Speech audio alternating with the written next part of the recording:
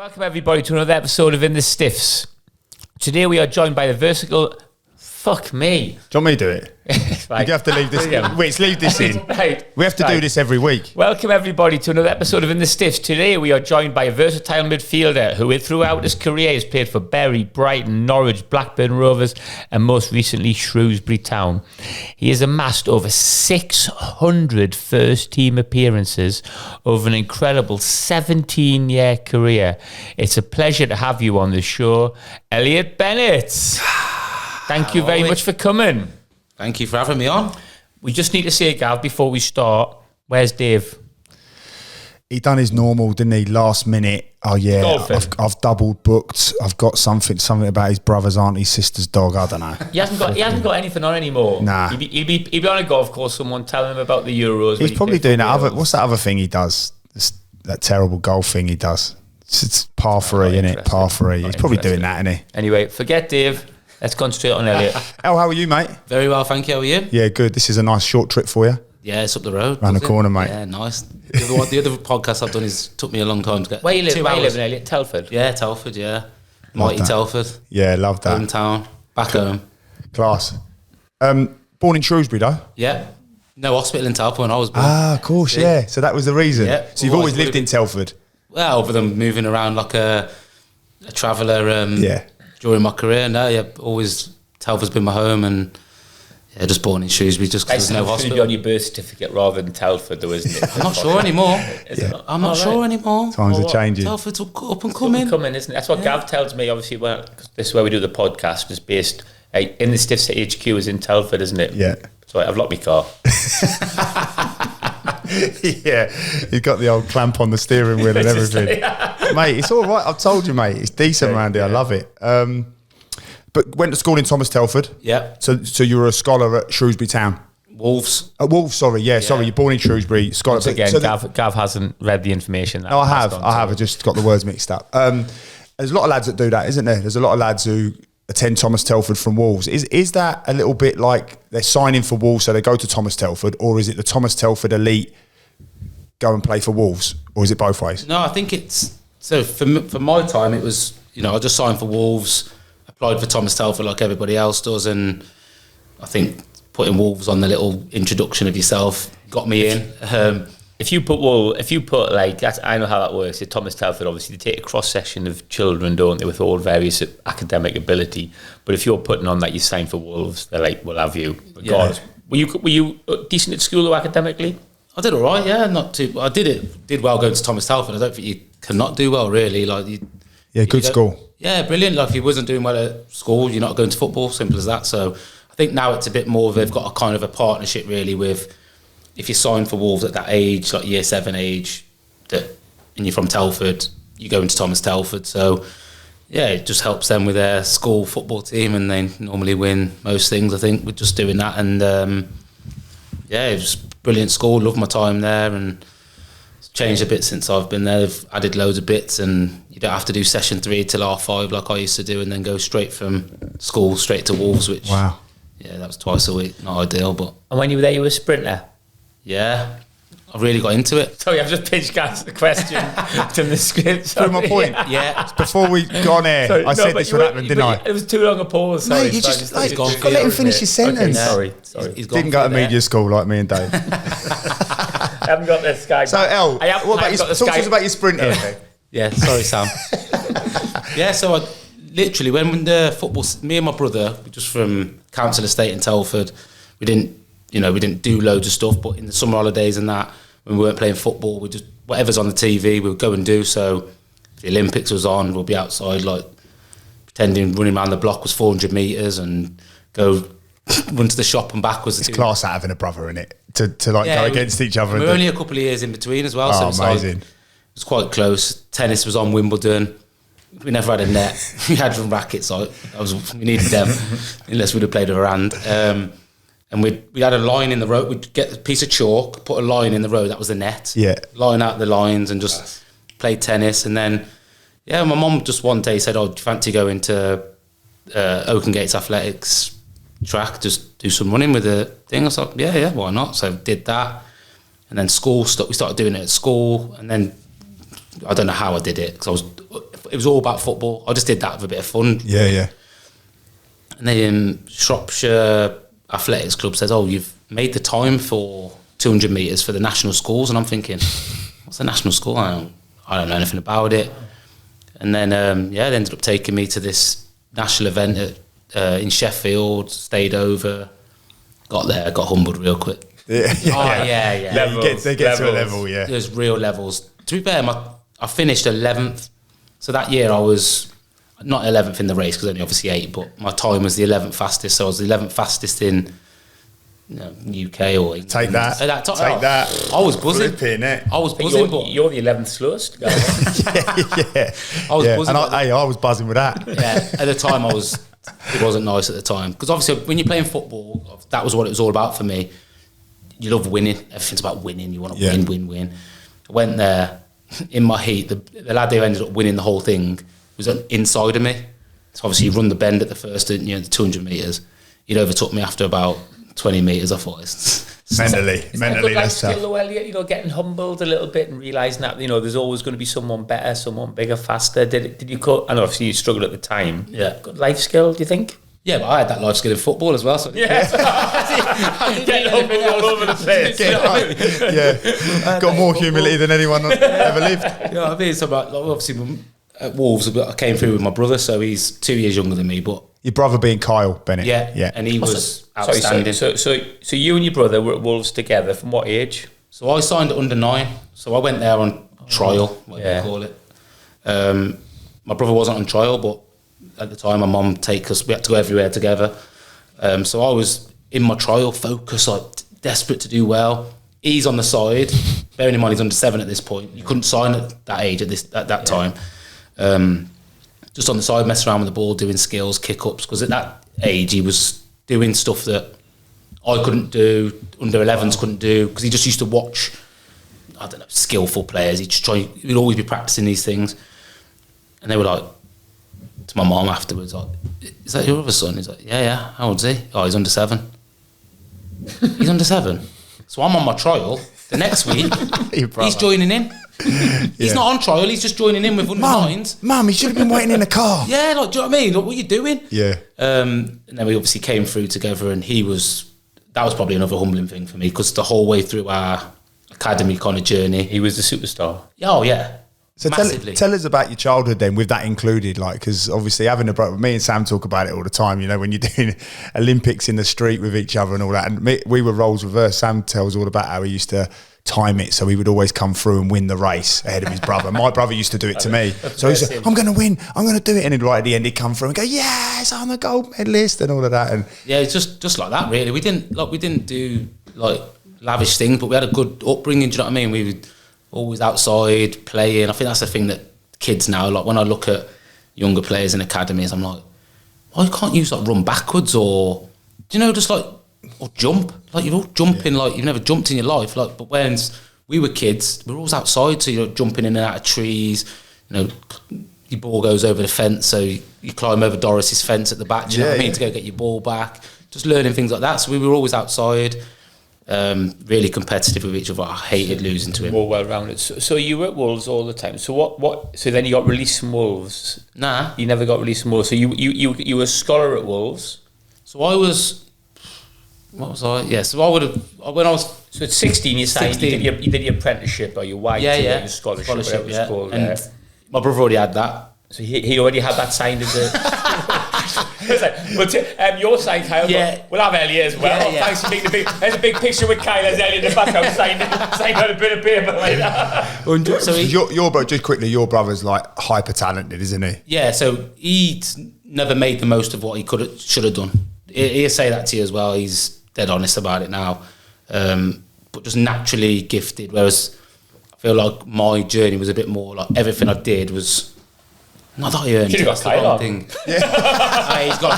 He got some stories for you. That Mate, boy. that's why we've not got him on, because I know after stories, mate, we'd be here all night. A quick story about your brother. The first time I met him, I didn't know who he was, or like, but saw this like little short guy, tattoos on his neck and everything, like standing in the town park. So he's like looking over at me, and I'm thinking, bit of trouble here.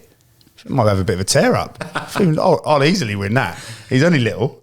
He come over and he introduced himself. I was like, and then obviously I knew who he was. And we got literally, his missus was fuming, my missus was fuming because we were there for about an hour chatting. And then he said, oh yeah, I'm not doing that. I said, why don't you come to Telford and just start training? He's like, yeah. I was like, listen, don't be out of it for too long. Just come and get a little bit of work in your legs and that. It'd be great for us. Like, it'd be a real boost for the lads. And he was like, all right, yeah, I'll have a think about it. So he called me. He went, yeah, do you know what? I'll take you up on that. So I'll never forget, we trained on the pitch. Had the team there. And like when I was at Telford, like our budget was probably, if not the worst budget in the league in terms of finances, which is just where we were at. So that was not a sob story, just where we were at the time. And we started training. We're doing we pulled the like portable goals in. And obviously your brother starts and like, just see how he's handling the ball, and it's just like another level to what the lads were doing.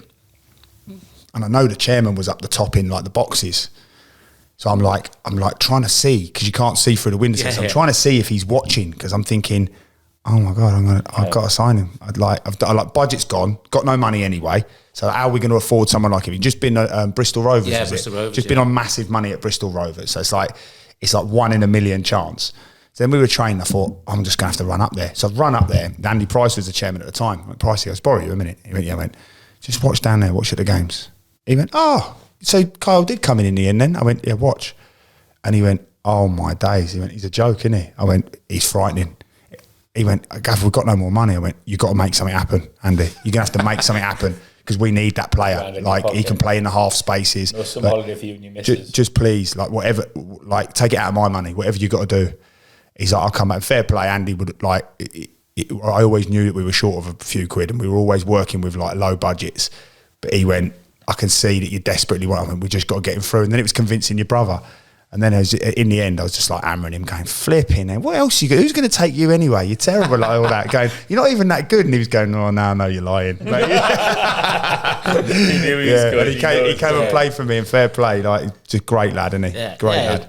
Like, it was just good growing up with him as well, because it was like, I always wanted to beat him. I was his older brother. Obviously, as I said, we went to Wolves and everything was about him. Like, he was always playing up. When we were under 16s, he was under 14s, but he was playing with the 16s. Yeah. Obviously, I signed my scholarship. He didn't officially sign it, but he knew that they told him he's getting it. Just 2 years as a scholar. Yeah, 2 years as a scholar, I did. And then no pro attached to mine. So mine was just, 2 year scholarship and get through it, do what you got to do. And if you're good enough, you get a professional contract. Kyle, on the other hand, they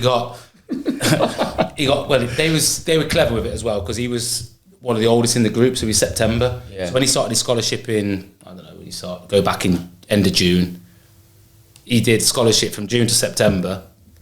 But as soon as he hit his 17th birthday, he's on a pro contract. Yeah. Bearing in mind, the rest of these lads are on 2 year scholarships. Yeah. He's on 3 months of a scholar and straight into his Keep me boots, lads. Yeah. Do you know what I mean? Like, so, yeah, it was good. And I think the reason why, like, I've probably ended up played more games than him or whatever, is more just because I never saw myself getting there.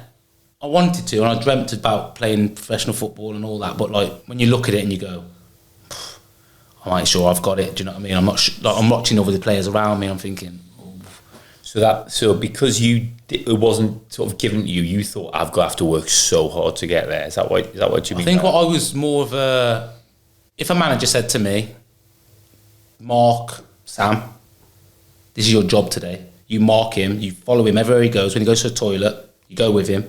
Every time he gets the ball, kick him. And when you get it, don't worry about you getting it, just take him out of the way. I would do it to the letter. Whereas you ain't telling my brother to do that. He was very like, too good. Maverick. Didn't think he was too good, but he needs the ball. Yeah. Whereas I was a bit more like, the manager wants me to do that for the team. All right, no problem. And I think that's probably helped me throughout my career, where I just wanted to be the best I could be for the team. Not necessarily the best I could be for Elliott Bennett, I have to score, or I have to do this today, I have to do that. I just wanted the team to win, and if my job meant, standing and following you around, and we win, great. I think that's probably the difference.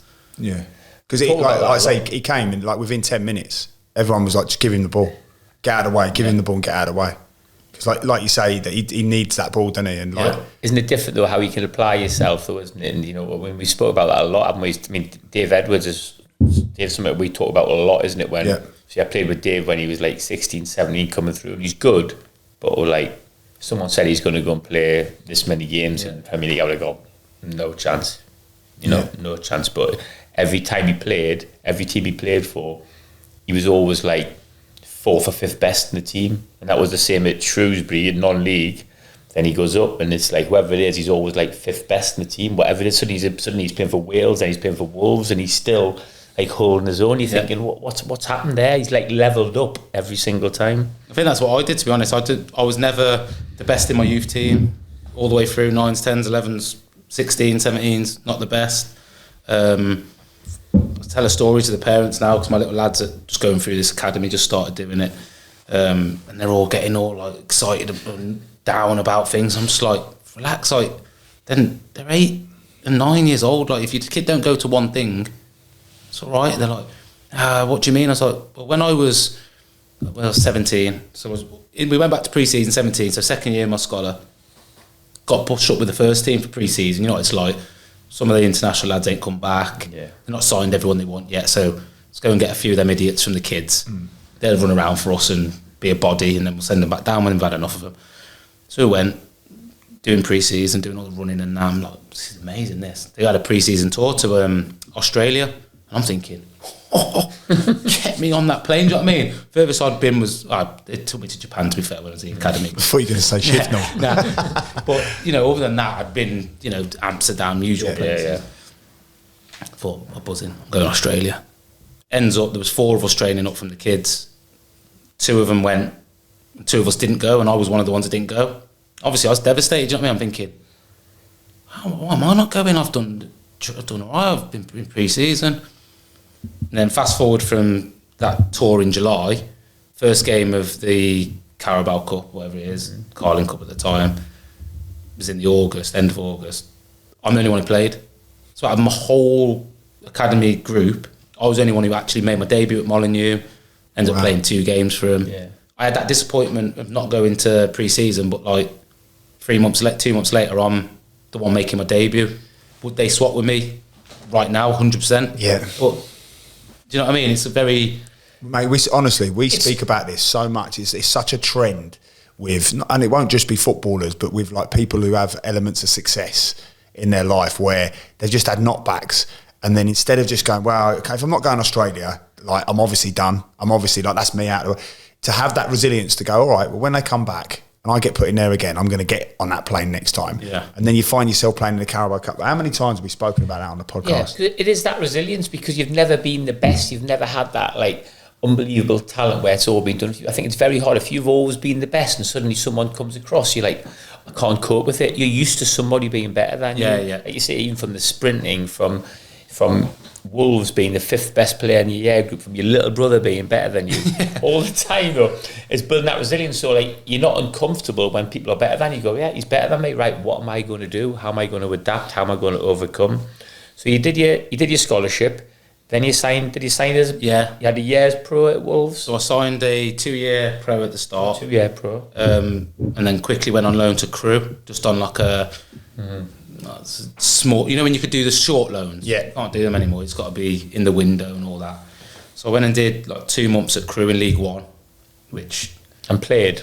I think I played like 8 or 9 games maybe. Wow. It's not loads. Like we probably had 15 games in that time. Do you know what I mean? I didn't play all of them, but I enjoyed it. It was good to go and like see what it's like to play for 3 points. You know what I mean? I played in the Carabao Cup, which is obviously amazing, but when it's your debut, you're not thinking about, you're just thinking, I do all right. Do all right. So that was really good. Got to play with some like experienced players like Ryan Lowe and obviously Nicky Maynard, who went on to have a good career, people like that. And then I came back from that loan and I thought, I've done all right, not too bad. And then in the January, I got a call to go to Bury in League Two, where I did like 6 months, and I thought, I really enjoyed it. I proper loved that, and that was zero frills. I think there's nothing like first team football and playing for 3 points. So I played in the reserves at 15 at Wolves. So I remember being at school, Thomas Telford. You shouldn't have had a phone, but I had my phone. Got a call to say, you're in the reserves tonight. We're playing Man United at Telford ground. I'm like, oh my God. Go turn up there. They got Giuseppe Rossi, Sylvan Ebanks, Blake, Gerard PK playing. I'm like, what am I doing? I'm playing 15. Got bad 4-0. Well, it was good though. It was still good. Do you know what I mean? We got bad 4-0. I loved it. And then I kind of thought to myself when I started playing them. I played a few resi games, and when I started playing League 2, like regularly playing every week, I was like, this is what it's about. Do you know what I mean? I would have took playing one professional game at any level, and I'm playing every week now. This is great. Again, another good group of lads, and then the end of the season going back to Wolves, and they rang up straight away and says, "Oh, can we have him for the season this time?" Brilliant. So I was like, "Great, I'd love to." So Wolves said, "Oh, okay, well you've only got a year left in your contract. We're going to give you a new 3-year contract. You do a year at Bury, come back." I was like, buzzing. You know what I mean? I'm going to go back to where I've really enjoyed it, going to get to play, and end up losing semi-final to Shrewsbury, the playoffs. Course, yeah. You played? No. 2000 No, I was too old then. Who played in that team? That would have been, who would have been in that team with? It was 2007. 2007. Bury Shrewsbury. That's when we Richard ran Hope. it and went to the- Hobie. Richard Hope. Yeah. Dave would have played. Yeah, no, Dave got left out of the Dave got- squad because he wouldn't sign a new deal. They didn't play. Was that at the same time? I left about 3 months before. I'm trying to think who played left back. Neil Ashton. Neil Ashton. Hurdy. Yeah, left back. Hurdy played right Yeah, back. would've played. Kelv Langmead. Yeah. Neil Sorvell, did he play? Can't remember. The keeper. Went to West Brom or somewhere like that. Later on. Not Scott Shearer. It wasn't Scott Shearer, was it? No. Who was the keeper? Young lad. He was young at the time. Or he was on loan from West Brom. He's on loan from West Brom, wasn't he? Come on, Wits. Black hair. This is what we got you here for, Wits. Flipping heck. That's what you need, doesn't he? Cookie play up front. Yeah. Yeah, Cookie played it. Andy could play up front. Yeah, I think so. 42 at the time then. Yeah.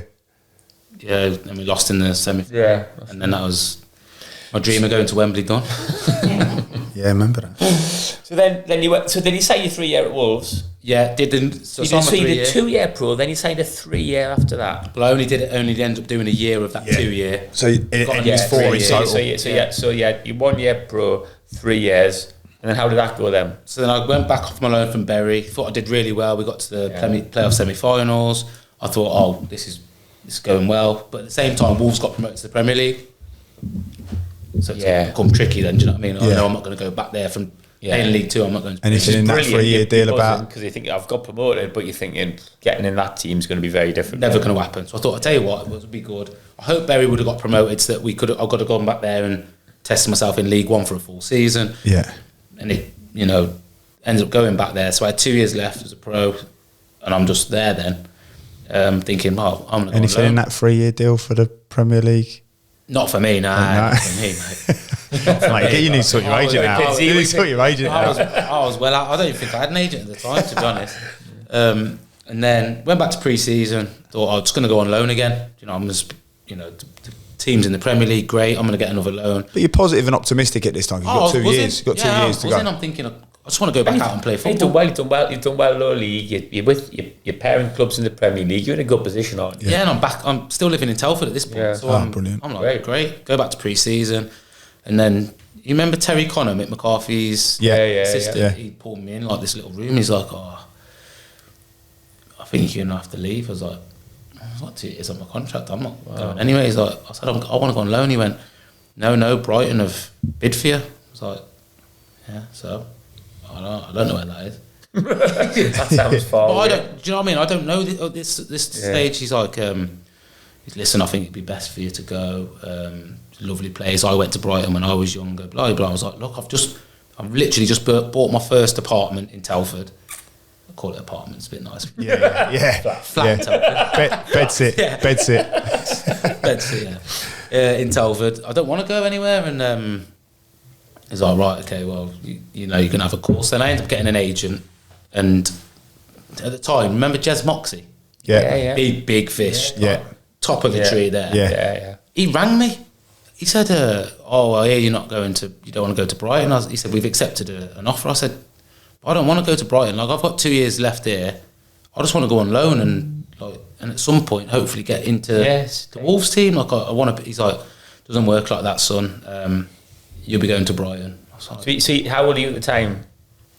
I was like 19, maybe 20. Maybe 20. That's when you're saying not an agent. That's that's when you sometimes could do with someone, couldn't you? Because Jez Moxey's ringing you. That's quite intimidating. And this is what's going to happen. Well, then I had an agent by this point, so I maybe had my agent for 2 months. You know what I mean? Yeah. And he's like, "Oh, right, look, let's just go to Brighton and see what they've got to say." So I went down there. At the time, they've got playing at the Wivdean, so running track. Yeah.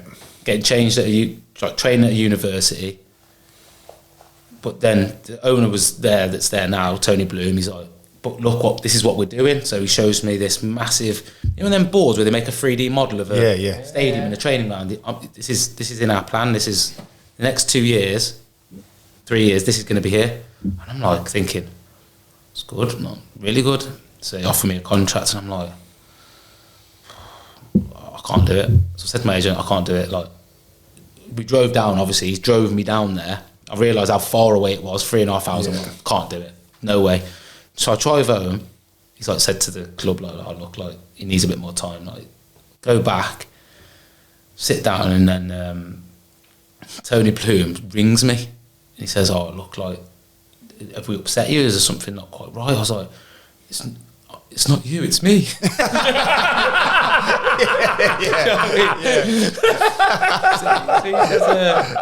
This was on on Monday. He says, "Oh, we're playing at Huddersfield tomorrow. Do you want to come and watch us at Huddersfield? Come in the box with us. Bring your dad. I'll have a chat with your dad." So we do all that. They get beat 7-1, I think, something crazy. See, Elliott, we really need you. So he leaves. I shake his hand, get in the car. I looked at my dad. I was like, "I gotta go. I think we got to go there, haven't we?" My dad was like, "Yeah, we have."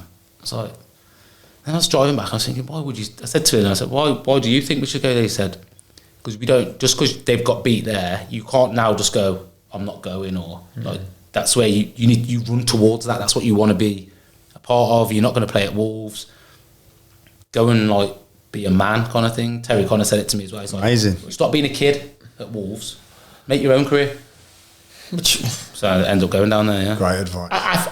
To be honest, could have turned you into a man then. Well, I've just got with my missus. We just bought this flat.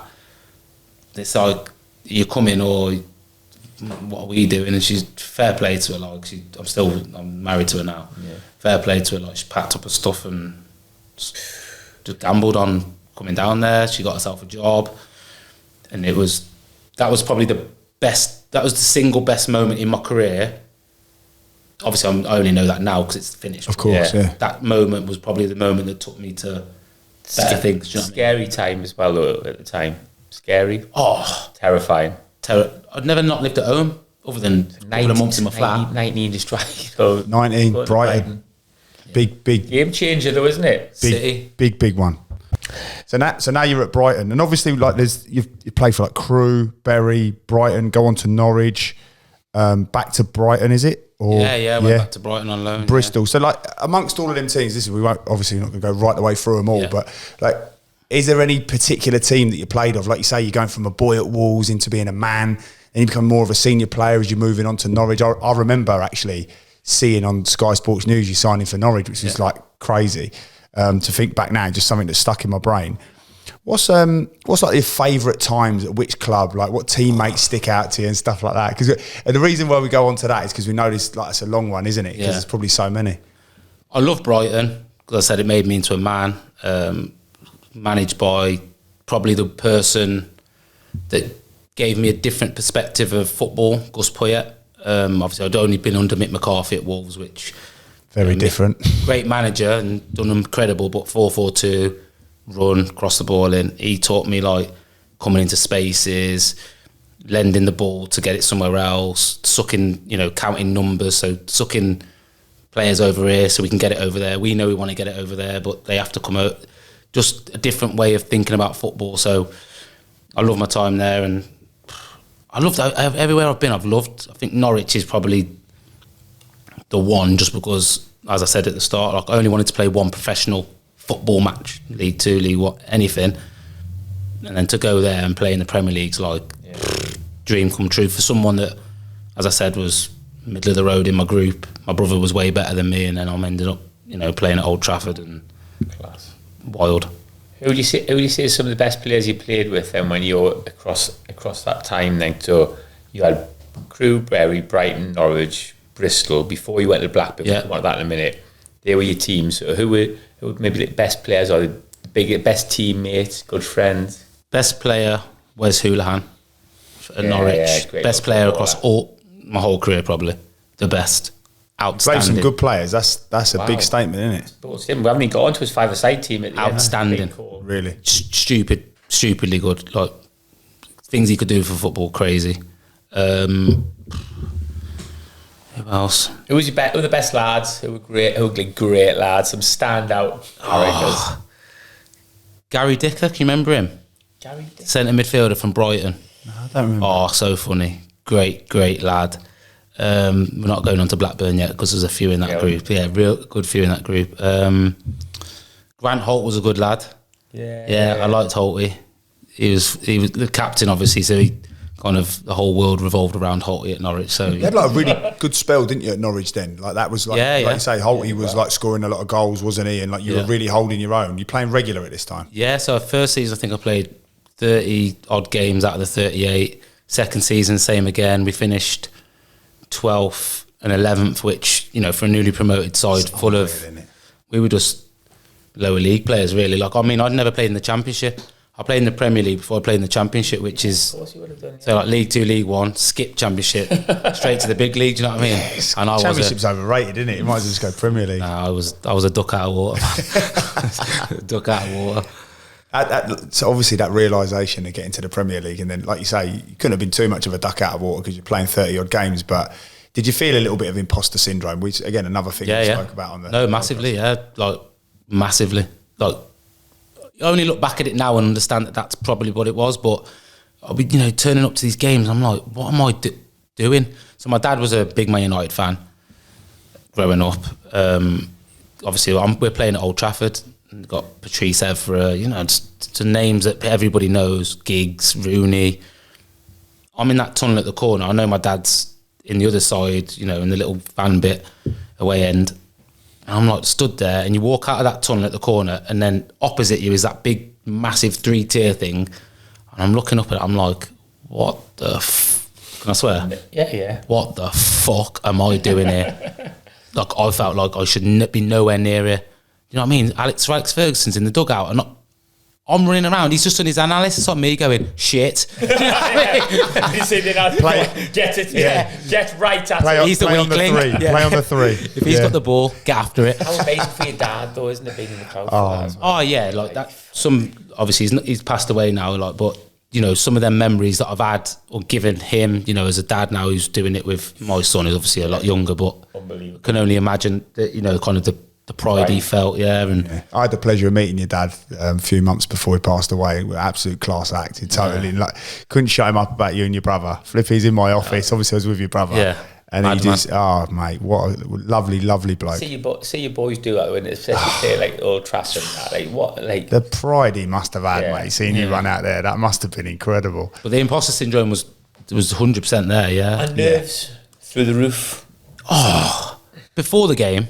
Once the game started, different because because once you take a touch and it's a decent one, and you actually give it to your own teammate, you're like, I'm all right. Yeah. All right. If the first one was bad, it was going to be a sticky day. The manager might as well have gone, come on, you, it's not your day today.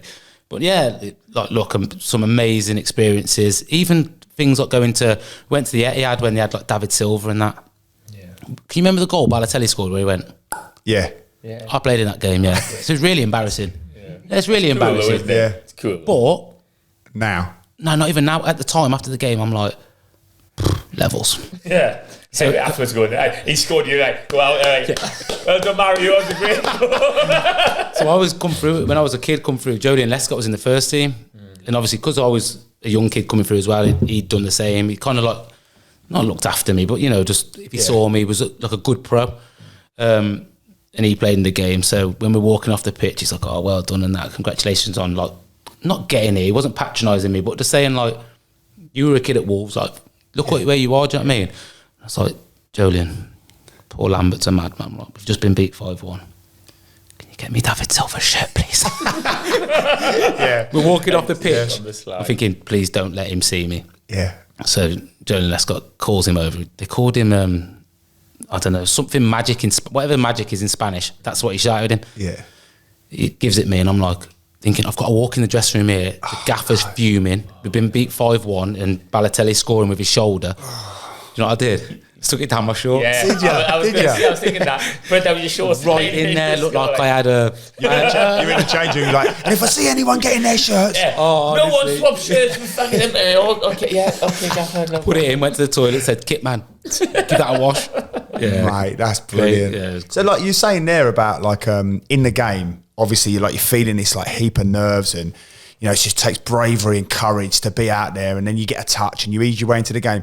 When you talk about that imposter syndrome, was there a time when you were like you say, you signed for Norwich and you're like, what am I doing here? But then like you're in sort of 10 games, 11 games, you're going, do you know what? Hold up here, like I'm holding my own.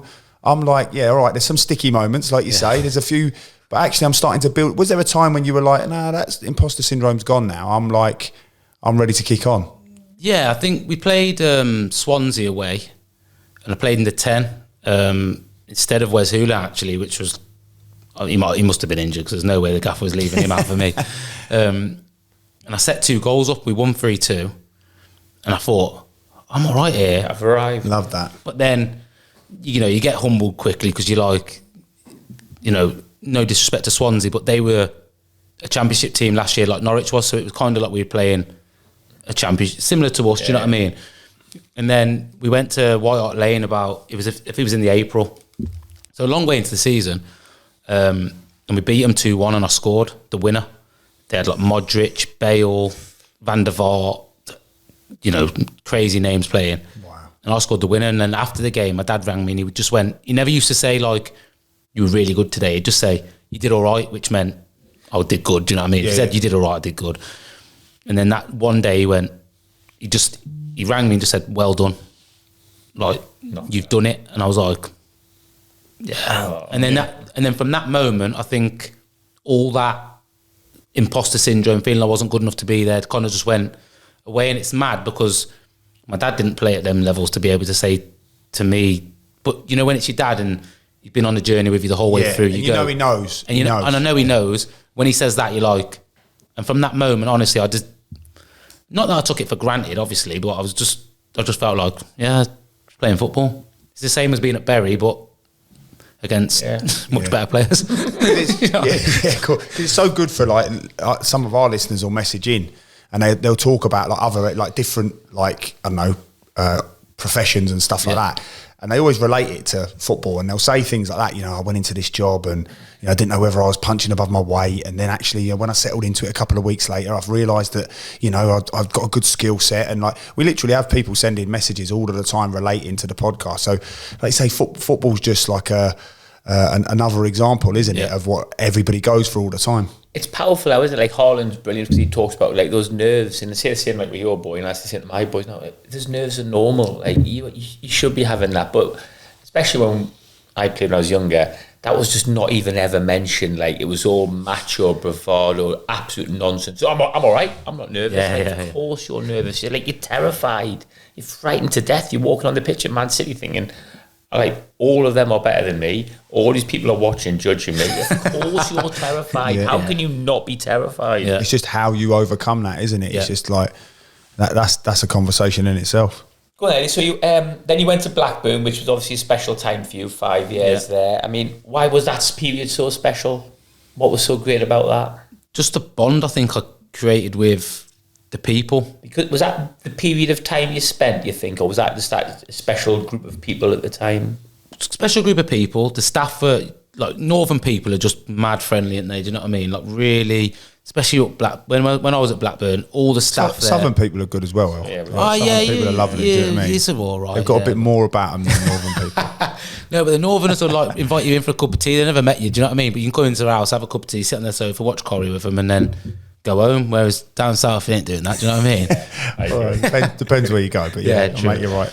But now we went to Blackburn, and all the people there who were born and bred in Blackburn, the kit man, the player liaison officer Leslie was like the first person you see when you walk in, the chef.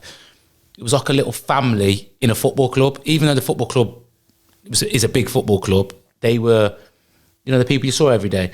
So I had a good relationship with them like straight away, because I'm just like I don't want to badmouth footballers, but I didn't go there with any.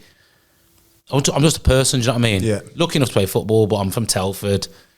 Would you say you haven't got the ego of what some footballers have got? I just think I've never changed who I am. Like, I'm from Telford. I grew up with little, but I had a great time. Lucky enough to play football. Like, it doesn't make me better than anybody because I get to do that. Yeah, just not trying to change who I am. No matter where you are, whether or not you're at Wolves, whether you're at Bury, whether you're playing against Tottenham, you're still the same person. Yeah, because at the end of it, when football's all finished, like it has for me now, I can't hide behind that anymore. Can't say I play Premier League football. Like, I'm just Elliott Bennett now. I don't have football to hide behind. So if you act different when you have got it to hide behind, when you haven't anymore, who are you? Do you know what I mean? That's why I think lots of players get lost, because they're like, a bit sheepish, walking around thinking it wasn't very good to him. Or, do you know what I mean? I've never been that way because it's just not who I am. I think that's why, obviously, living in Telford and knowing, like, that's why you and your brother are so well regarded, because I genuinely have never, even,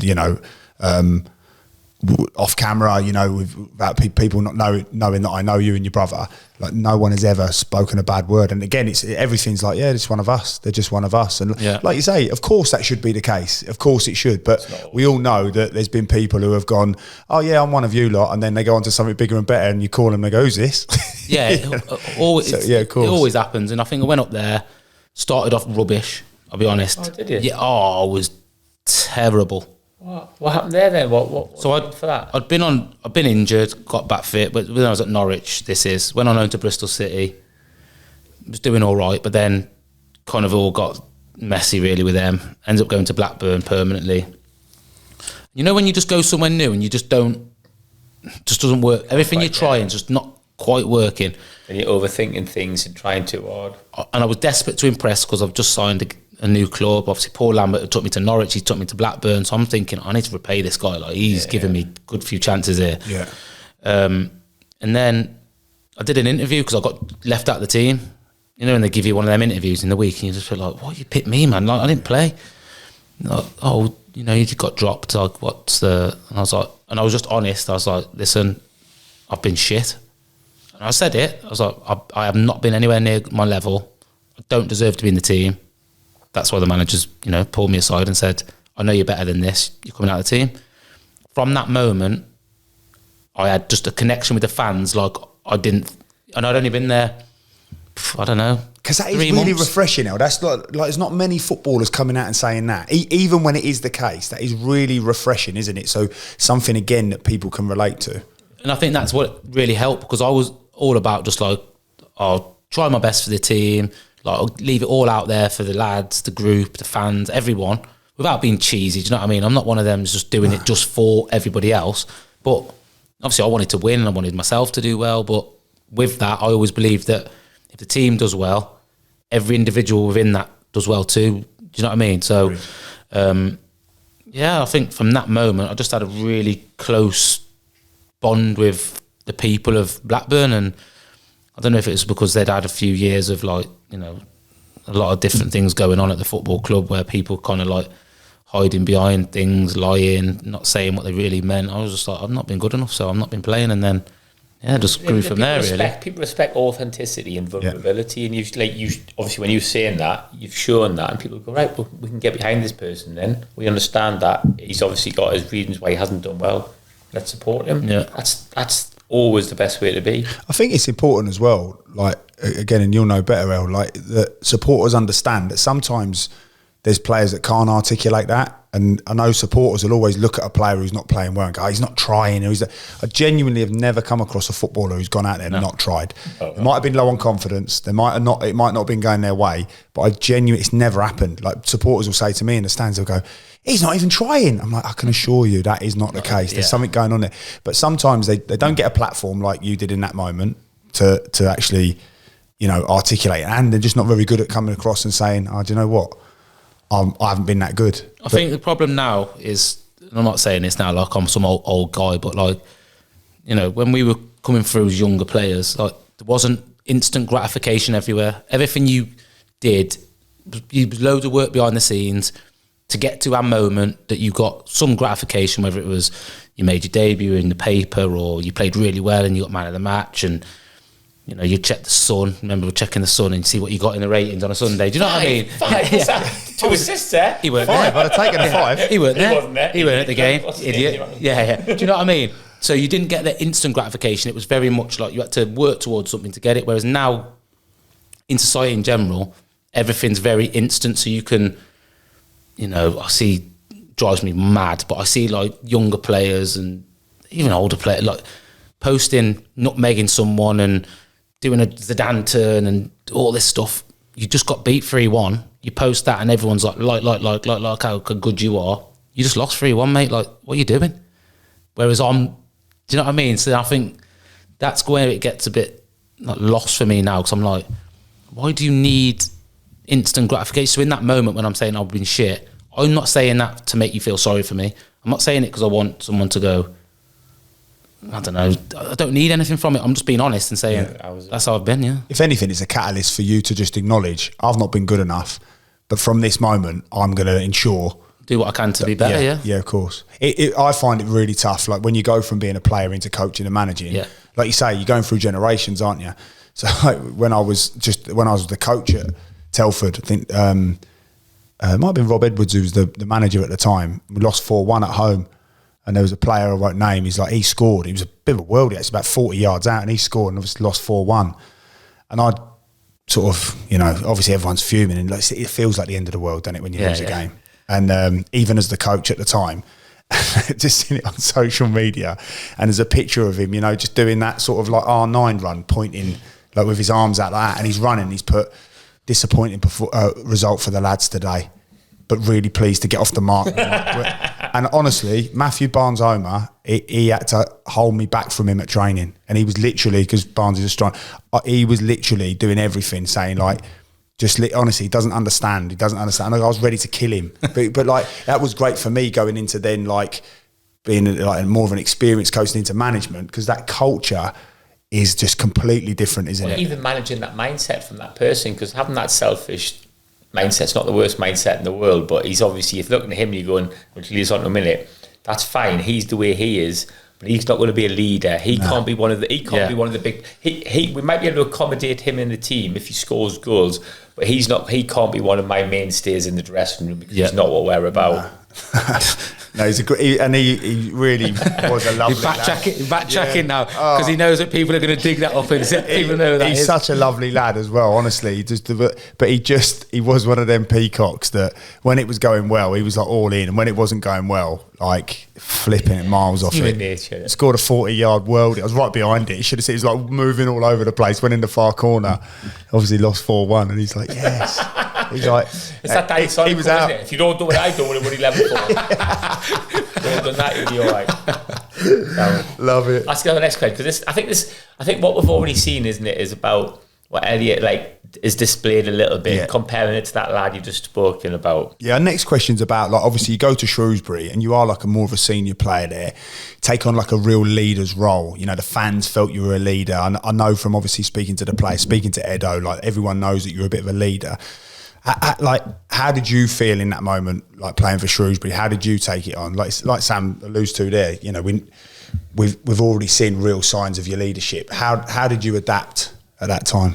I think not to sound like, I never see myself as anything, do you know what I mean? So it wasn't a role I tried to take on. I just left Blackburn from being a captain for 2 years, so it was kind of like, you naturally come to Shrewsbury to take charge. Were you given the captaincy at Shrewsbury then? No, never. So I've never captained. No. But I just brought when you've been in football, you get so many different experiences. So then, when I came to Shrewsbury, it was like, how stupid would I be not to use all the things that I've learned to help, a group of some younger players, some players that, similar age to me, but hadn't maybe got to the level that I'd played at or still aspiring to play in the Championship and things like that. So, I just came and was just tried to be just myself, really. Do you know what I mean? I wasn't, never given a leader role in terms of being captain, but I was given, I was in a group and Matt Taylor was the manager. He had like a senior leadership group and I was one of those players, even though I wasn't playing at the time. So, it just... How good though, Gav, would it be? Like, you think about being a manager now, you think about like Jack Price and that, you've got, what's he called, Gaz Dean and that, you've got some of them people like that. How good would it be to have someone like Elliott Bennett when, as a senior player for you as a manager, is amazingly powerful? Yeah. It can be amazingly challenging, obviously, if there's difficulties. Yeah, I think for myself, I'm like relatively young manager still, and like I believe in like collaboration, but it's the problem you've got as a manager is you have to really instill you have to have a lot of trust for those players, because the moment you open up, again, as a manager, you show a bit of vulnerability. So literally 2 weeks ago, I had 6 of my senior players, like you say, senior leadership team, including the players that you mentioned there. And we sat and had a meeting just to discuss, look, this is how far we've come. Where do we feel like we're at? It's an open table. No one can say anything that's going to be judged. Nothing's going to be thrown back in your face. Yeah. They have to trust that I'm genuine to my word, and they know I am, because a lot of them have been with me for a period of time. But I also have to make sure they don't mistake kindness for weakness, because obviously as I become vulnerable and start to invest in them and take on some of their ideas and go, okay, I have to rely on and trust them that they won't then go, there's a chink in a gaffer's armour, because a gaffer wants to come across and be the all-seeing, all-knowing. Whereas what I'm saying to him is, look, I think I'm good at what I do. I think I bring a lot to the table. However, if I'm the captain of the ship and there's a leak at the back of the boat, I need you to tell me that it needs plugging. Yeah. So let's just work together. And that's where I'm really lucky. Like at Brackley at the moment, I have that. Yeah. But it's tough for managers, isn't it? Because you are going to get the odd one. There's some people that we've spoken about off air that you go, can you rely on him to not mistake kindness for weakness? Can you rely on him to be, as some of my players say, they're all in? That's like one of my players, Shane, he always goes, Gaffer, we're all in. I'm all in. They've got to be all in. You need a strong manager, don't you? We talk about, I remember, but we were speaking at Drew Broughton was saying about Pep Guardiola having Kevin De Bruyne, and Kevin De Bruyne is shouting at Pep Guardiola, and they're arguing. And you need a strong manager to handle that. It's Kevin De Bruyne. Pep Guardiola's got to put his ego aside and go, if I want Kevin De Bruyne on my team, he might tell me to fuck off every now and again. Yeah. But I can handle that. Yeah. The only thing that hurts my ego at the end of the day, if I'm going to manage these players like Haaland, if you ask some of these, like when imagine managing Ronaldo and people, like track back, he's got a good one. Yeah. In the end, you go, what do you do? Like you just got to handle it. Yeah. So for Matt Taylor, I think as a quite a young manager, did he find that hard, or do you think were you great for him, or what? Yeah, I tried to help him as much as I could. I think when you're winning and you're doing well, it's easy to get buy-in from a big group of people. Yeah.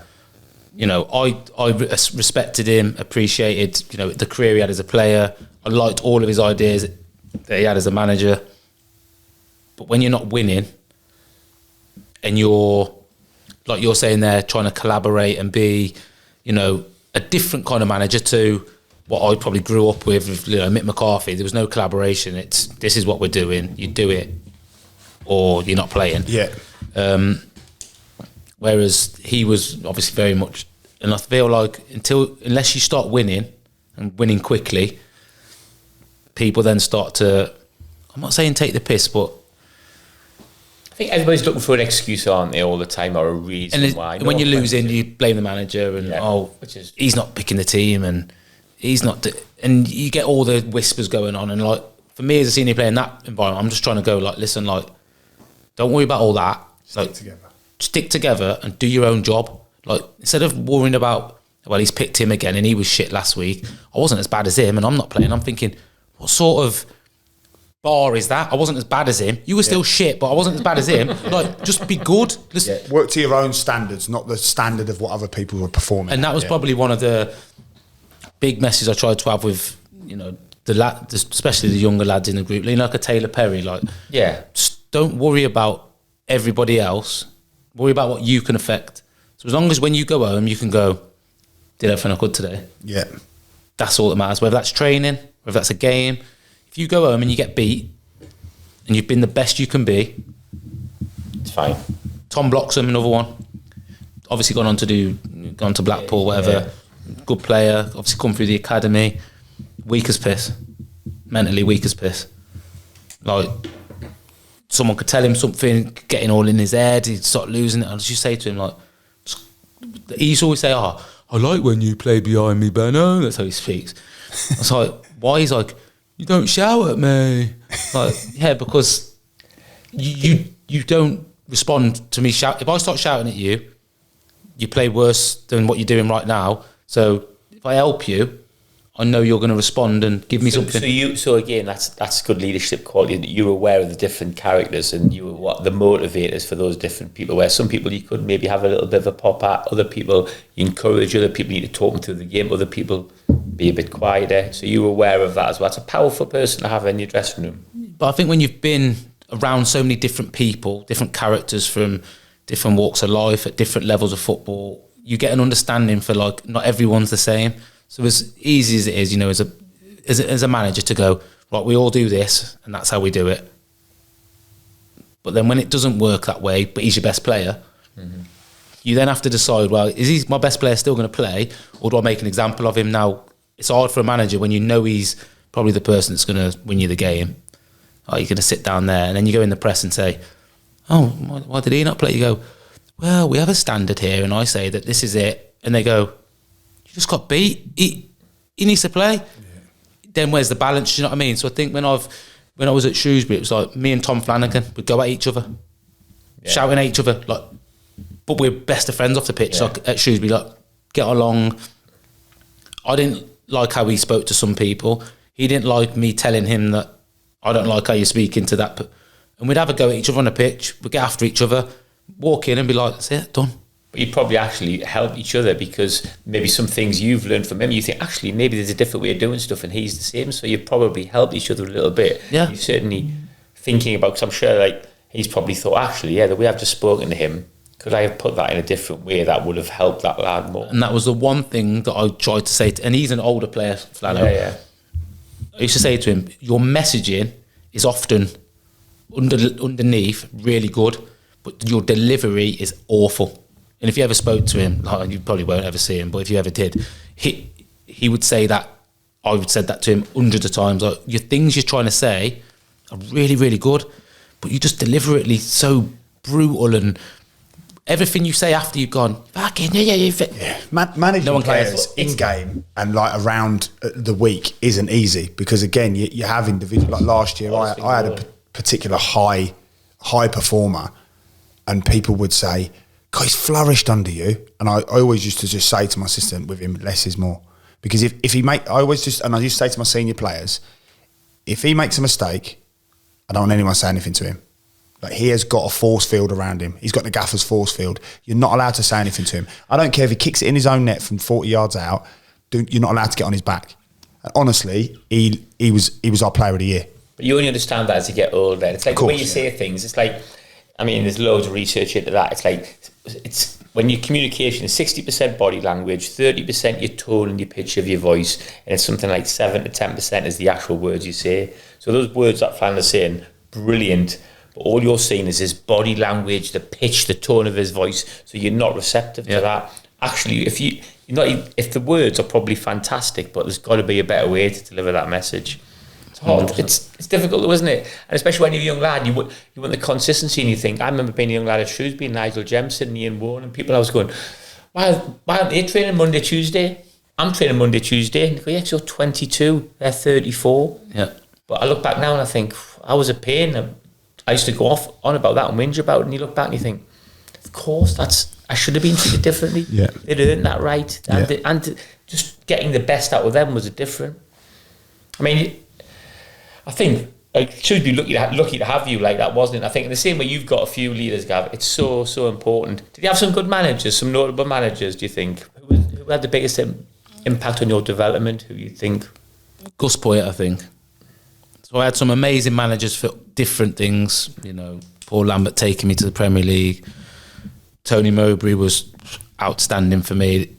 He probably taught me how to be me the most in football. So obviously, when you're younger, you're playing. He kind of I used to have so many chats with him, bring me in the office. It's like, just be you. So if I tell you to be an artist today, he's going about artists and soldiers all the time. I want you to be an artist. I want you to make things happen across the board. But if I'm telling you to be a soldier, just stand where I tell you to stand, do the job. And he kind of respected that I just wanted to do what he asked me to do. And he kind of helped me then to just appreciate, I'm enough. Do you know what I mean? When I'm playing football, and impose my personality on other people without being loud and brash and ranting and raving. Just kind of be me and unnaturally impose myself on people, because I never used to see myself as a leader at, before that I never used to think, one of them. I used to just not mess around, do training properly, but in the dressing room have a laugh and a joke, be all silly and that. And then when he started giving me that, I was just like, why am I trying to be something? Just be me. And he said naturally it will come out. But yeah, I think Gus Poyet for me was, on how I developed as a footballer, the best. I'd say Gus Poyet, even if it wasn't Gus Poyet. How good was he? And I'm QPR. I can't stand Chelsea, but how good was he? When he used to join in training, honestly. Really? He couldn't move that's what you're like, isn't it? At Brackley, yeah, it's exactly like that. Gus Poyet, pulling strings. The lads sometimes go to call me Gatton and call me Gus. Do you ever done the little scissor? All of that. Yeah, I remember that. That's my signature. Oh my god! Look, we played under Brian Little. We're in training and we were on some flipping naughty little field, wasn't it? I can't remember where it was. And he must be 60 at the time, Brian Little. And obviously, if he hadn't have had to retire, he's in the England squad at this time, one of the best players in the country. Joke. And he's that as a human being as well, isn't he? But so we're on the training field and he's joining in and we're like, flip, he's got his baggy shell suit on. He's just little one touches and that. We're like, all right, Gaffer, calm down, relax and all of that. And I'm not even joking, you're right. The ball's come from, a cross has come in. And it's it's seemingly just going and just, it's going to go drift out to the far post and no one's going to get there. It's probably keeper will just grab. He's literally dropped his left shoulder and flipped his legs and done a overhead scissor kick. And it's gone right in, he's 60, gone right in. I'm not even, no exaggeration, Sam was there. And literally, everyone clapping. It's gone in the bottom corner and we've all just stood open mouth clapping. And he's just got up and he's held his hip, and obviously he's going to feel that in the morning. He's going to regret that. People watching, that's exactly what Sam was shouting. He's going, "You feel that in the morning, Gaffer?" And mate, honestly, people on YouTube will be able to see me, but I'm holding onto my hip like this. He's holding onto his hip, and he's going, "Oh, Lizzie's going to have a right go at me when I get home."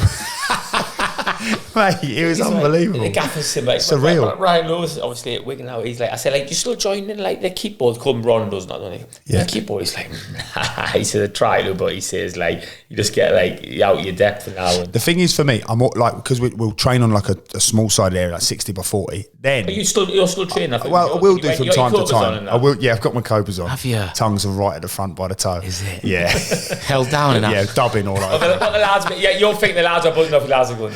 Yeah. Don't go the Gaffer. Gaffer class. Yeah, really good. Fucking dickhead. Look at that knobhead there. Fucking hell. Is he on your team? No, I'm all right there. Probably the best player, in truth. In the smaller areas. Yeah, mate, honestly. To the point where you start convincing yourself, I reckon if I had a little bit of a run up here, I could come back. I could do this. Do last 20 minutes. I could do this. And then me and Sam playing a flipping charity game and I can't move. I can't move. I'm pass the ball to feet. And they're it was half a yard to your left. I was that's what I mean, to feet. Pitch is too big now. Yeah. The pitch is too big now. Yeah, they have increased the size of the pitch, as it happens. So tell us about Jamaica, because you got a call up, didn't you? Yeah. So my granddad and my nan, my dad's side, Jamaican, born and bred there. So I was playing at the time, doing all right, and got a phone call to say, you got a call up to go to the Gold Cup in America. Which is obviously what an experience. Amazing. But I haven't got a Jamaican passport because I was born in Shrewsbury, you know what I mean? It's a long way away from Kingston Town, do you know what I mean? Yeah. So then we got into the process of trying to sort out, me getting a Jamaican passport. So spoke to the embassy. Yeah, you need to get your granddad's birth certificate and death certificates. He died, and your nan's. And I'm like, right, okay, well, how do I do that? They not got them. I'm like, they're dead. Like they both now passed away. So, and on top of that, my granddad was brought here like Windrush time. So they got brought over to help rebuild Britain when a lot of men had gone. And do you know what I mean? I don't think he brought his birth certificate with him. I think that was the last thing on his mind. Do you know what I mean? The documentation. So they said, oh, what's his name? So I gave him, all the details that I had, where they were born, because my dad obviously knew all that sort of kind of stuff, when they were born, all this. And they were like, oh, there's a problem, because the passport that your dad's got, the spelling that we've got in documentation back in Jamaica to say that this person was born on this day, the spelling's slightly different. I'm like, oh, I don't know what you want me to kind of do about this. Like I was a bit, I want to get it sorted. Well, can you come down to the embassy? I'm like, well, I can come down, but I can't bring anything more with me than I've already sent you. This was going on for weeks. This was trying to sort it out. The manager's ringing me. I really want you to come. Looking forward to you joining up. I'm like, look, like I really want to do this, because to go to the Gold Cup. It's not. I know it's not in this country. It's not a big tournament. I'm not Jamaican. I'm never going to claim to be. I'm from England, but I was never good enough to play for England. So get a chance to play some international football. Anyway, as it turned out, didn't get my passport. Didn't end up going to the Gold Cup, and when I look back now, I'm like, what am I doing? They ended up getting to the final that year. Who would have been playing for them? Anybody who would know? Andre Gray. Andre. He was not his manager or something. No. My so I was with Andre, came on loan to Telford. So great lad, like did really well as a youngster, came with us. But actually at that time was struggling. Went into non-league, didn't he? Got his move to Luton. But obviously, again, as that sort of more of a senior player, you try and take him under your wing, like try and make him feel comfortable. So we tried to give him a bit of banter, make him feel comfortable in that. Then we played away at Luton. And in the first half, all he kept trying to do was push the ball past me, because he's rapid. He was absolute rapid, and just absolute pace and power. Kept going out of play. He just and I just had his number, like at distances and all of that, and he kept going out of play, and he kept getting more and more frustrated. 0-0, we were right in the game, but so naive from me. As we're going in, I'm going, Andre, you're doing really well. You're doing really well. Is this a half time? Yeah. Stop me from you. So, mate, I just got a bit giddy, because it was obviously the crowd, like it was packed house at Luton, and I was going, you're doing really well at kicking the ball out of play. I was going, mate, do you know what? Honestly, stick with me, and like I'll sort that out for you. We'll do a bit of 1-to-1 and all of this. So he's like fuming, and I'm going, listen, if you don't want to come back out second half, don't worry. I'll speak to your gaffer and that, and we'll smooth it over. Just real like.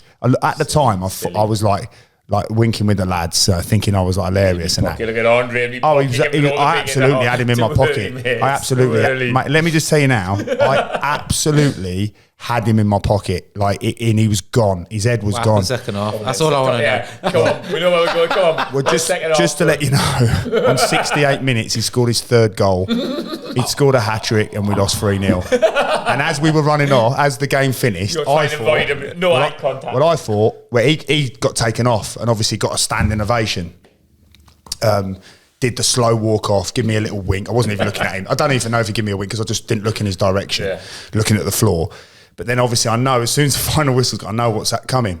So I think I've just gone straight to our fans, clap, and I'm off. And I can hear him going, Gav, and I'm gone. I'm down the tunnel, and I can, Gav, and like nothing. So I was the first one in the change room, right? So we got showered, and I thought, flipping out, avoided him there. And as you come out of Luton, you know that little thin reception area. Yeah, thin reception area. He stood there with his missus at the time, and I've walked around the corner, and he's gone, hello, mate. And I was like, has he got the ball? Fuck. He was like, sign this for me, Gav. He literally went to me. He went, hello, mate. He said, listen, if you need anything, 1-to-1s. And I went, fair play, and I was like, brilliant. And we had a little hug and all of that. And that's good. Of course. He's about it. Mate, brilliant. Yeah, he absolutely done me. But I was devastated I didn't go, because that year, they actually got to the final. And guess who they played in the final? Argentina and Messi. Yeah. Well, hindsight, isn't it? Couldn't you, If as it- well? If it was meant to be, like you say. But isn't it funny though, right at the top of the conversation, you're talking about where at Wolves you didn't get to go to Australia and you ended up at the Carabao. And then obviously you don't get their moments, but you think about the amount of players that would give anything to play the Premier League games that you've played and have the career that you've had. You know, you can't look back at stuff like that, can you, and go, what if? How do you cope with them? So obviously you've had lots of ups and downs in your career. How like you quite level-headed then? You don't, that the idea that you don't get too high when things are going well, you don't get too low. Do you think that you've touched on it a bit, your grounding? Yeah, but I think sometimes it's good to get low and it's good to get high. Right. So I think for most of the time I was kind of level, grounded, not getting too high and low. But when there was like really good moments, like, getting to the Premier League or getting promoted, things like that. Like, not to say that I got above my station and thought I was better than anyone, not in that respect, but just really enjoy it. Yeah. So like make the most of them moments. So I think what I found was, as I got a bit older anyway, like those moments when you're in them, you're just like, oh, it's amazing. Like, promoted, can I get promoted again next year? Like, but then you quickly realise not every season works that way unless you're, elite, top, where they, more often than that they're winning things. And then I got low as well. I did my ACL in my third year in the Prem at Norwich. I was on the verge of a move to Villa, back home. Yeah. So you know what I mean, back home, but in the Premier League, massive football club. And the first game of the season, done my ACL, and that move had ended. And I'm not going to lie, I was crying my eyes out. Do you know what I mean? Not because of the move, a bit because of that, but because the thing that I really wanted to do was play football was taken away from me, and there's nothing I could do about it. So I got low as well, but I think it's good to understand that Did being low make you appreciate the better times, do you think? Yeah, look, I think that low, the ACL one, I always appreciated it anyway, because as I said at the start, like, I didn't think, I'd have took playing one game. But then that low of, like, you can't play football for 7 months, whatever it was I was out, was horrible. But then it gave me a newfound, like, determination. I was already determined anyway, but then, when you can't play football, I was like, I'm going to get back, I'm going to play, I'm going to make sure I play. And every time I go out there, I'm just going to enjoy it.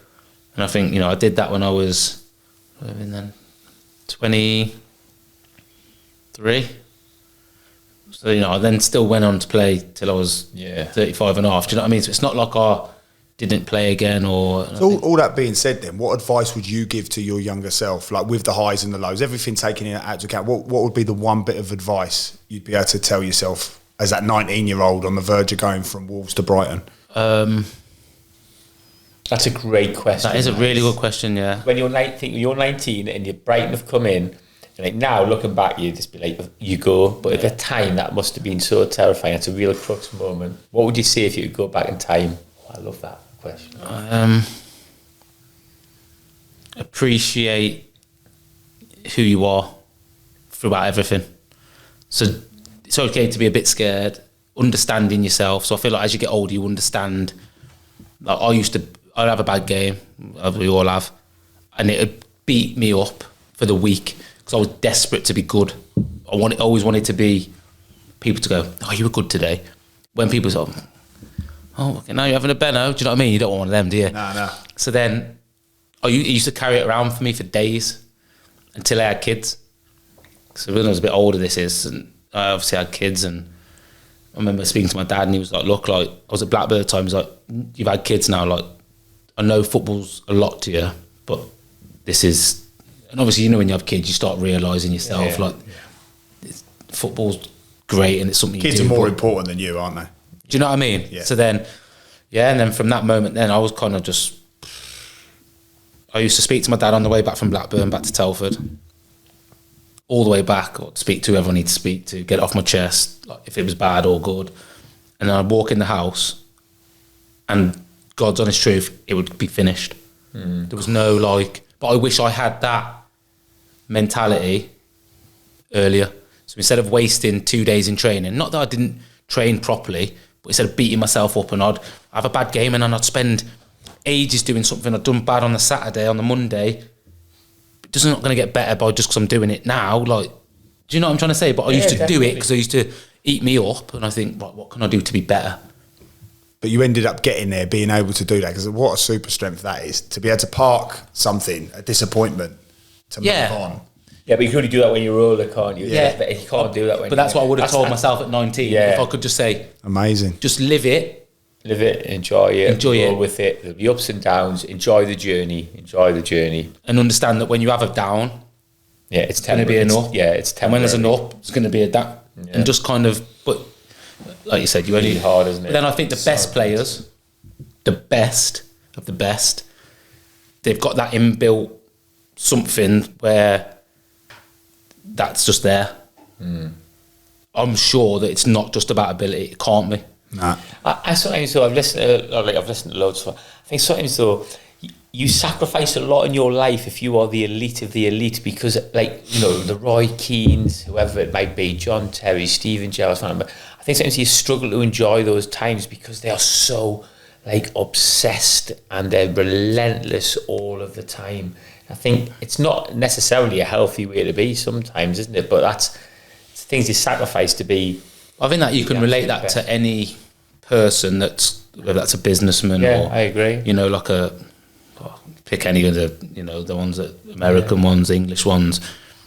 To be that elite is like, there has to be some sort of obsession, selfishness, sacrifices, all sorts of different things mixed into something that on the outside you look at it and go, I don't think I could do that. But that's what makes that person special, because if everyone could do it, everyone would do it. And there's a reason why certain people... So if they're so obsessed then, and they're so relentless, and they sacrifice so much, if they experience disappointment, how do they move on so quickly? Ooh. Yeah, I don't think they do. I think they go relentless and they go again and they go again. But like you say there, like a real super strength, isn't it? If you were to go, I'm investing everything into this, I'm giving my heart and soul, I believe this can like manifest itself as something that's going to be amazing, but then you're just getting knocks along the way. How do you deal with that? I think that's unbelievable. You've got to, haven't you? You've got to do it. Like, there is no choice. Oh yeah, it's like people will talk about Cristiano Ronaldo, you know, Lionel Messi, these people. We look at it now and you look back and go, oh my God, like look at what a career is, which it is, obviously. Oh, look what he's doing, look at all this, look at things he's won. But then strip it back and go, right, okay, so when he first come to Man United and he's playing and he's just doing step overs and falling over, or he's doing all this stuff, like he knew, or he thought in his mind he was already on the way to being the best. Yeah. He wasn't showing it yet. People laughed at him. He wasn't good enough. He was that relentless, as you're saying, to come back and just be better, to the point where now you might say, all right, now, but he's 40 years old, he's still scoring like nearly on 1,000 goals. He's going to go to another World Cup this summer. He's 40 odd years. He's going to be 41 at the next World Cup. How is that?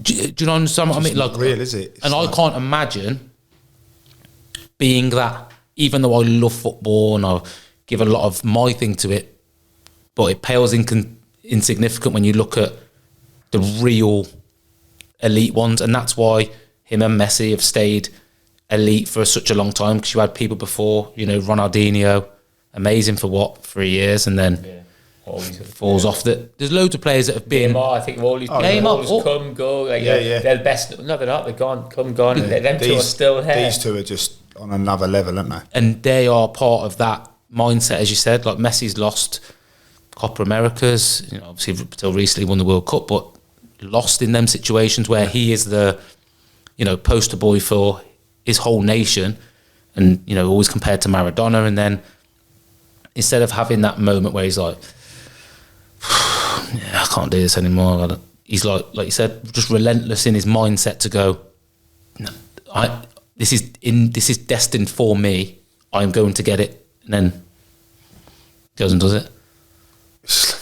It's stupid. You can't. But it's so inspirational, isn't it? And it's so, like, as you say, Sam, it's like your experience, and you look at these people, and you go from going Ronaldo, he's flipping like greasy hair, and don't know who he thinks he is, and then as you're older, I look at him, and I'm like, I won't have a bad word. I literally won't have, in our house. My youngest daughter she's not really into football. But she'll just go, we support Cristiano Ronaldo, Daddy, don't we? I'm like, we absolutely do. Because like you say, he is literally making the best, and he is the best. I don't even think I'd want to. I don't even think I'd necessarily want to do that. Because you've got to be absolutely obsessed. I think some of these people who become like in any sort of business, you're sacrificing everything. You're potentially sacrificing your family, friends, everything. Like, I don't know. I don't even necessarily know if it's healthy to be that obsessed, because it might bring its rewards in terms of trophies, financial, whatever, but there'll be a lot of casualties on the way, I think, because that is it. That is your goal, and you get not having a beer Moretti with the lads on a Wednesday night. No, he's absolutely not. And that's what I mean. It's like, are you prepared to do that? Well, then, I can't give up a beer Moretti with Sam Aiston and Elliott Bennett. Listen, there's lengths I'll go to, but I ain't doing that. But do you not think there's like, with that being said about the casualties, do you not think that that's all in his makeup as the casualties are the casualties, and they were never meant to be with me anyway? I absolutely agree. So like ruthless mentality, not just beyond. I think beyond ruthless. I think these top of these CEOs who these ruthless. These top, whoever might be, a politician, a CEO, director of a company. In the end, to get to that position, you're going to have to be a bit ruthless. And I'll make you right when he's talking. Like, I think I've heard him in an interview actually say, like, yeah, it's my family, a few close friends. Outside of that, like, I'm polite to people, liaise with people, but like, no, I don't need anything else. Like, this is us. It's like close ranks. A lot of top people close ranks, don't they? Can't get to them, and they're not arrogant. They come across as they're not arrogant. They're not up their own backsides. They've just closed. I don't think you can have a big circle, could you, if you're doing what they do, what they have to do. Leave yourself vulnerable. Wow, deep there, lads, didn't we? Sam. Yeah, he's had a beer. Yeah. Where are we up to? I was going to ask him about what he's up to these days, because I did hear about Elliott playing for Sheffield Town. You did? I did, yeah. You had like a bit of a different version to me. I think I knew more of the actual version. I didn't. Yeah. Sam thought you were like playing for Sheffield Town, and I thought, like, no offence to Sheffield, obviously, but that's a big come down, and I was quite interested to know how you cope with playing in the Premier League. By the way, they are flying. Yeah, they are this year. Yeah. They're flying. But they've been promoted. For the listeners, that is like, so it's not. It's not even the same sport. First, second tier. Yeah, it's not the same sport. No, it's not. It's not, is it? Of course it's not. Of course it's not. It's not the same sport. It's not like. Yeah, I always used to say it, didn't I? People used to go, you like John Terry? I used to go, yeah, no, we don't play, like, he's a left side centre half, I'm a left side centre half. That's about it. We don't play the same sport. Like, we're very, very different. But you played a little bit for Sheffield, but that was a temporary thing. Yeah, so and you're not going to play any more football now, then? No. I play sometimes with the lad, like just messing around with the lads on a Sunday night and that. Do you know what I mean? Leisure leagues. Catch me down leisure leagues. Class. So you're not interested in getting into football unless Brackley come in with a $3,000 a week or something? Tried that, mate. Tried that. $3,000 a week though. Mate, I was like, have you got a pay-as-you-go phone? Can you not message back? So why not? I think I just knew that my time was my time, and I'd been fortunate enough to get to where I got to, play as many games I played. Played for Sheffield a couple of times in the FA Cup. That was more... Nearly beat Hensford, did you? Yeah. We took them to a replay and then lost 1-0 their place. But I hit the bar in the last 5 minutes of the first game as well. What a waste of money you are. I know. Got to sit them away out. Should have left me then. Because they're flying, aren't they? They're good to give them a shout out. They're like local team, flying. Really well. Got promoted into step 4 now, and like they're right up there now. My old mate Matthew Berry, my old club. So played at Gig Lane. They did, which for the level of where Shifnal have been to Berry, great achievement. Yeah, my old mate Matthew Barnes over MBH. He's scoring a few goals, isn't he? Plays up top. Mate, I don't even know, mate. He's like a drop trains will be Trains, he ain't playing, but no, definitely not playing. No. If Barnsley listens to this, he's like a drop trifle, mate. I don't know how he's playing up front for them.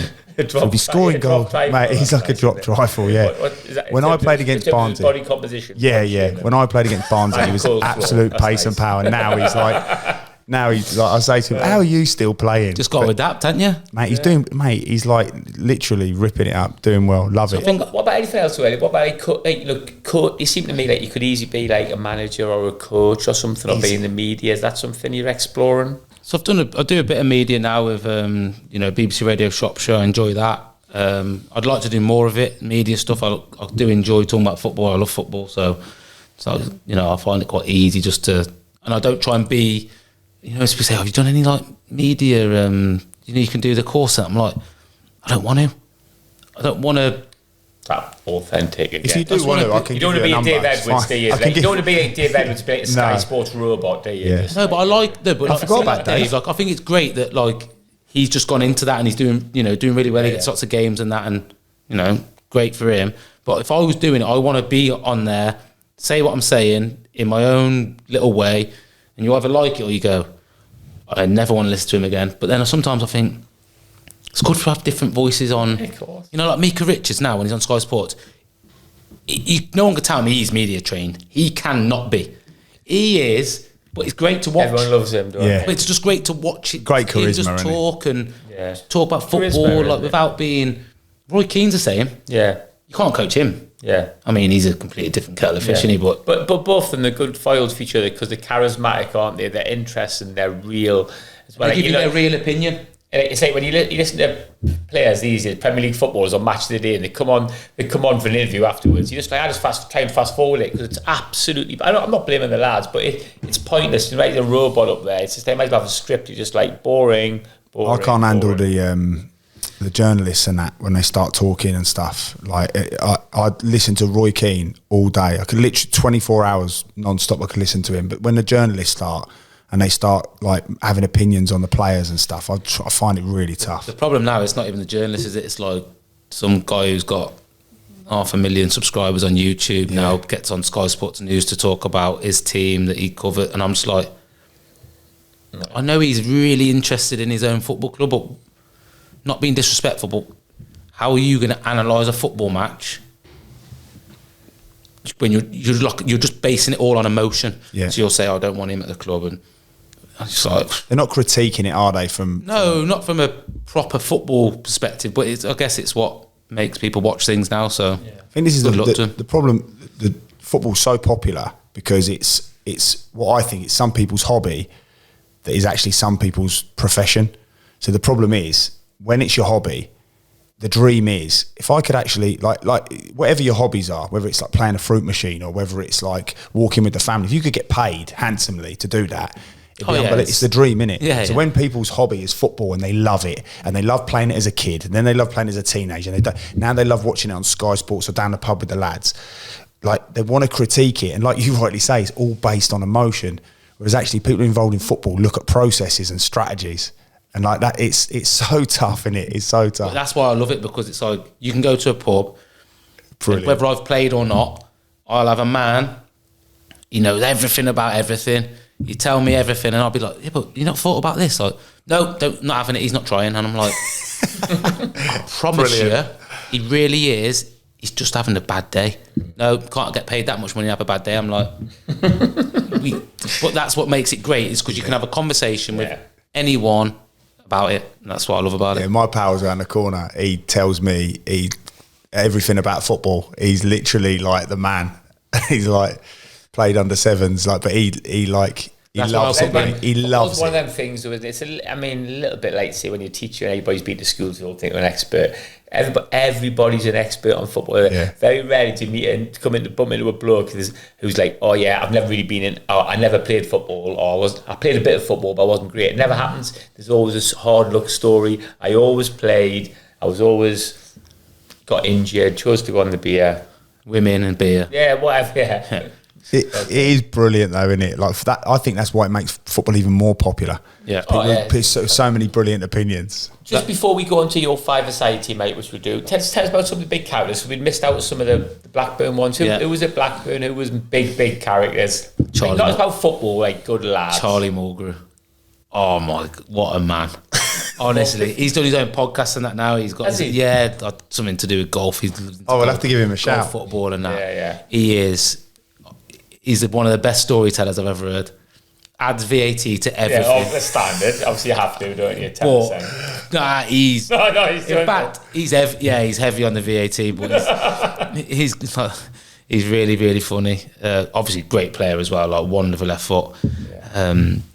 That group, Bradley Dack, obviously. Oh yeah. Yeah, changed a bit now. He's got a wife and he's doing better than him. That's fair what happens, though, isn't it? Even some of the wild ones, when they're in the 20s, when you see them in their mid 30s and 40s, and you're just a little bit different. Yeah, or pretend true. to be anyway. No, true. But he when he first come to Blackburn, character, like just used to throw like PlayStation controllers off the top floor of his balcony in Manchester, and because he got beat, just wild. Yeah, forget his keys, so kick his door off. It's not his flat, he's just renting it.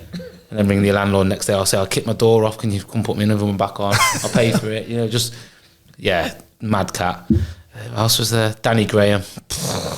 Yeah, Centre forward. Sunderland, Yeah, Sunderland, Swansea, yeah. Sunderland, Swansea and that. Yeah, he's supposed to be a good lad, isn't he, as well? Yeah, top man. Yeah. Funny, I've heard that a few people. Did he get like, what was the one he got a big move to and then barely scored?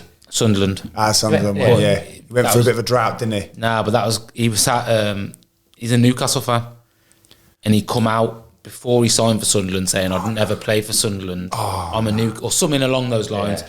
I was going to get off to a good start. I'm a Geordie boy, so obviously as soon as he signed for Sunderland, unless you score a hat-trick day one, like drags it out, puts it on, and then of it's never started off well for him. But Wowza. real good guy.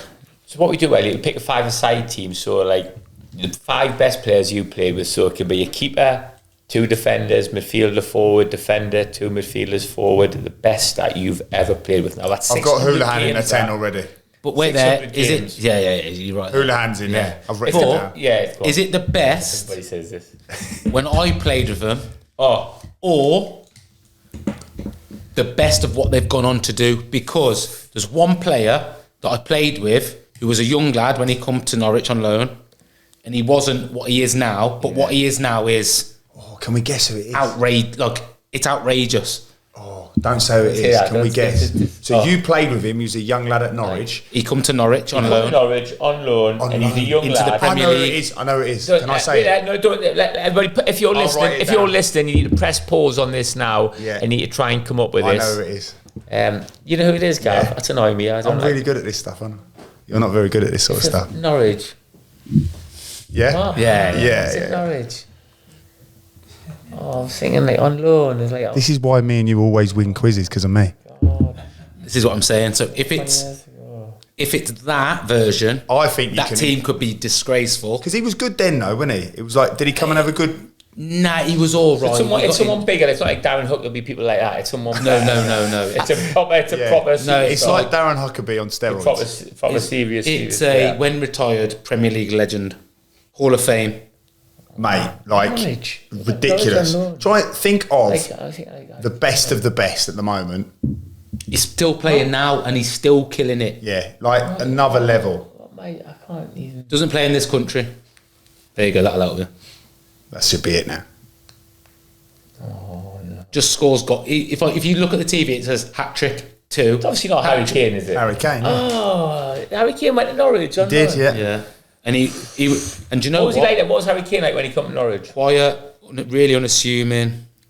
Could see he was good, but Yeah, you know, he it's, didn't have the It's important when you He score didn't- goals, he you know. didn't It's, do no. I'm just He really didn't happy have to good. be in the Bundesliga, you know. It's great to score Was that Harry goals. Kane and- impression? Yeah.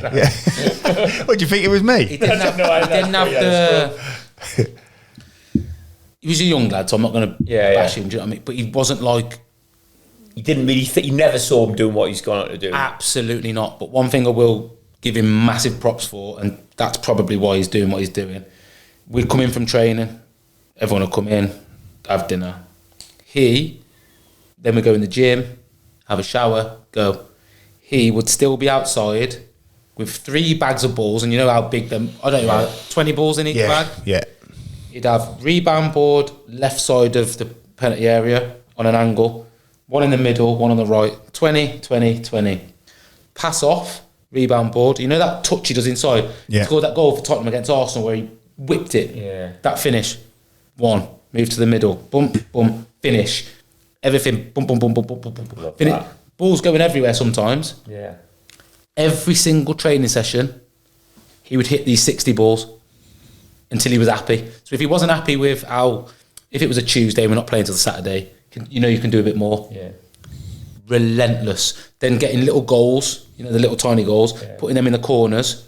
So when he finds the corner now and he just goes, you go, he makes that so easy.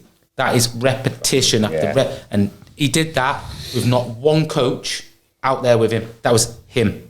Did you see the interview recently? The guy who was talking about player development, and he was saying, like, when he was at Tottenham, he was saying Harry Kane wasn't even like middle of the road in the 16s. Yeah. Like, wasn't anywhere near that.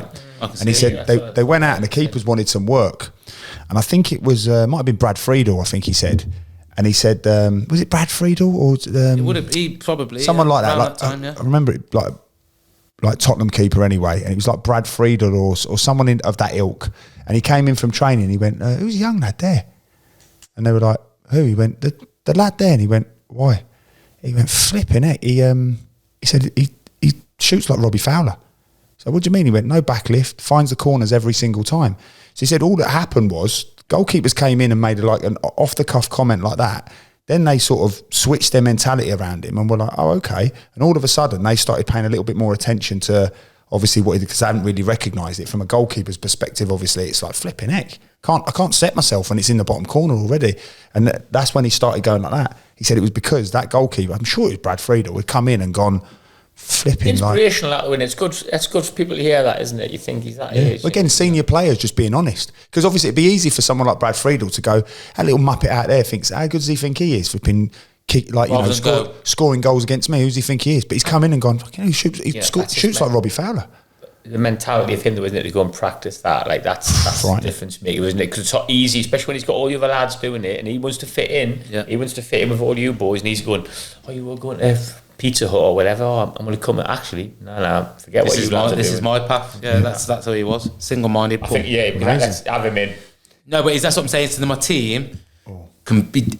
What's up to you? Do you want to put him in? I mean, that's, leave Harry. We haven't even had Harry Kane up front ever, have we? Yeah. Who else? We had some good teams, in fairness. Yeah, Dave's. Connor Cody. Dave's was decent.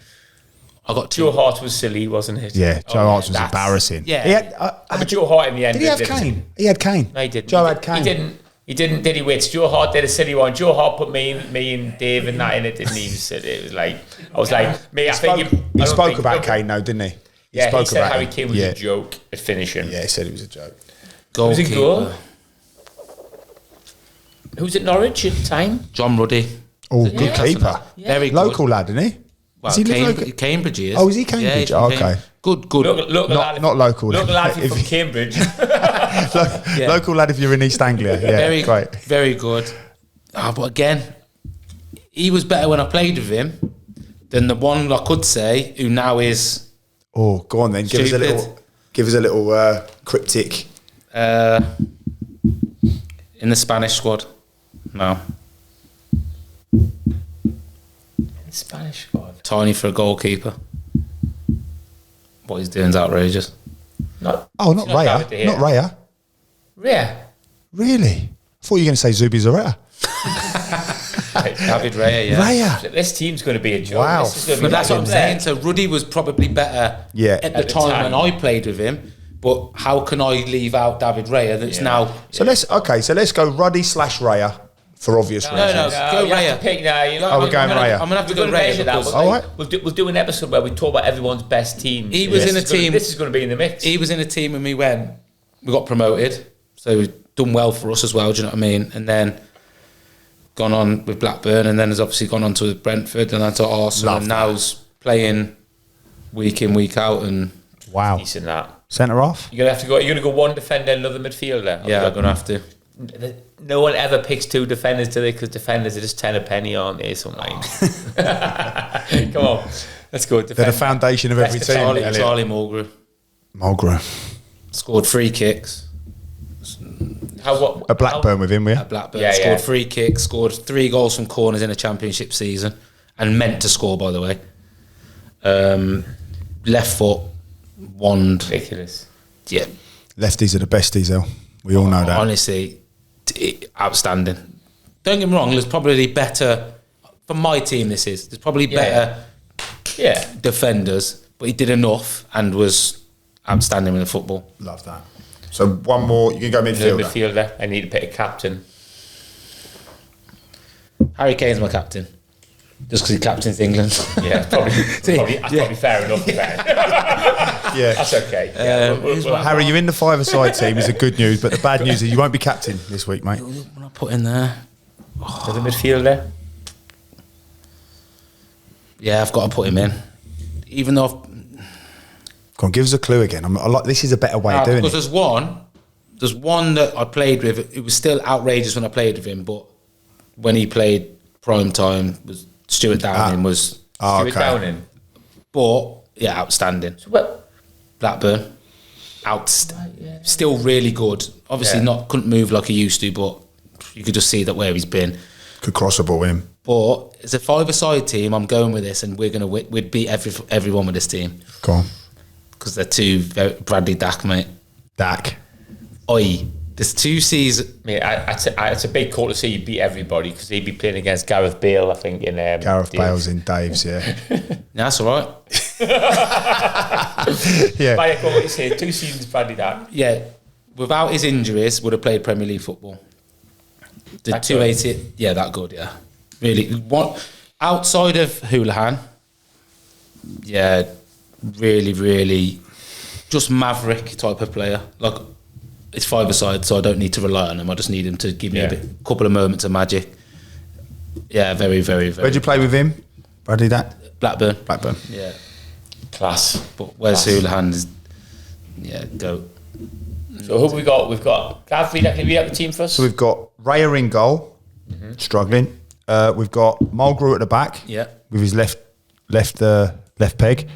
Houlihan the wizard with Bradley Dack in midfield, and then Robbie Fowler-esque Kane up front. Good team that. I'm not sure about centre forward, but the rest of it. Yeah. Class. Scrapes in there. Class. Elliot, thank you so much for your time today. I think that's absolutely amazing. I think our audience are going to love that. Real insight into being a leader, coping with the highs and lows of football. 600 appearances, which is an incredible achievement. You should be so proud. I'm sure your dad would be unbelievably proud. And you and your brother doing the county proud as well. You've been definitely Telford. Thank you very much. Top man. Well done, mate. Class.